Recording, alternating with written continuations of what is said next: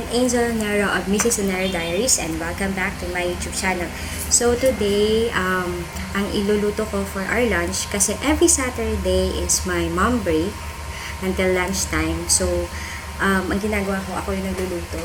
So, ang aking iluluto ay isa sa mga favorite ko na super easy to cook. Mahilig kasi ako sa adobo, kahit anong adobo, adobong atay, chicken pork, or adobong tofu. So, ngayon, ang iluluto ko ay adobong sitaw with tofu. So, samahan nyo ako, mommies! Okay, hi, mommy. So, ang una kong ginagawa pag nagluluto ako ng adobong sitaw ay hinahati ko na sa maliliit. Pero hindi siya yung cubes kasi nahihirapan ako iprito. So, ang ginagawa ko, hatiin ko lang siya sa manipis. Ayan, ganyan siya. Tapos, ipiprito ko siya na ganito. Tapos, pag luto na siya, saka ko siya i-slice ng Kasi, ayoko yung nadudurog siya. Medyo usi ako sa ganun. So, hatiin ko muna siya maliliit.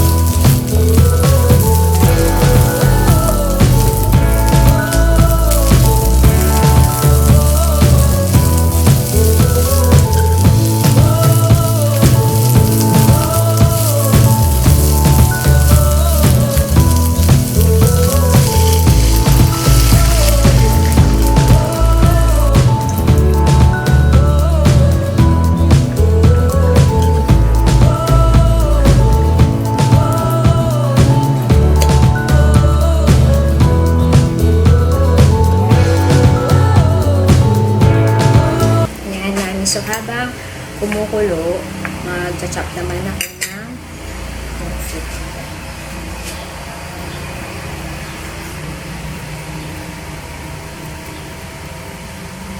So, ganyan. pag Saturday, ganito ginagawa ko, nagluluto ako.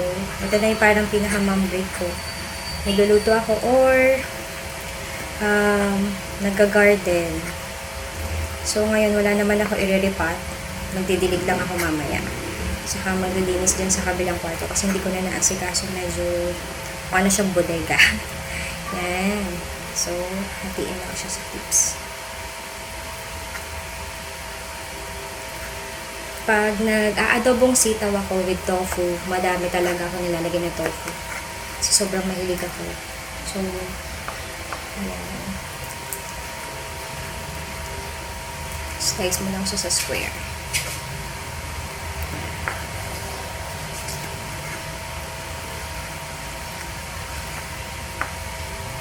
Sobrang dali lang gawin ito pero favorite namin.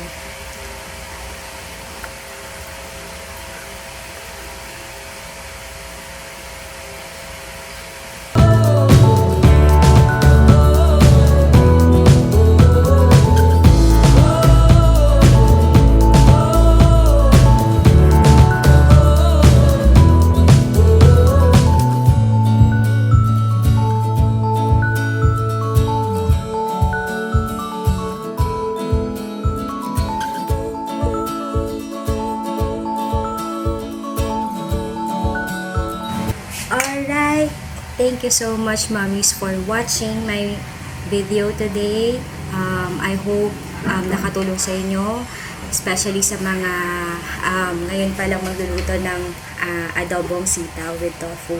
So, super easy pero sobrang patok sa sa mag-ama ko. So, ayun. Thank you so much for watching, Mommies. So, if you like my video, don't forget to like, comment, and subscribe. And don't forget to click the bell button para updated kayo pag may bago ko upload. Till our next video.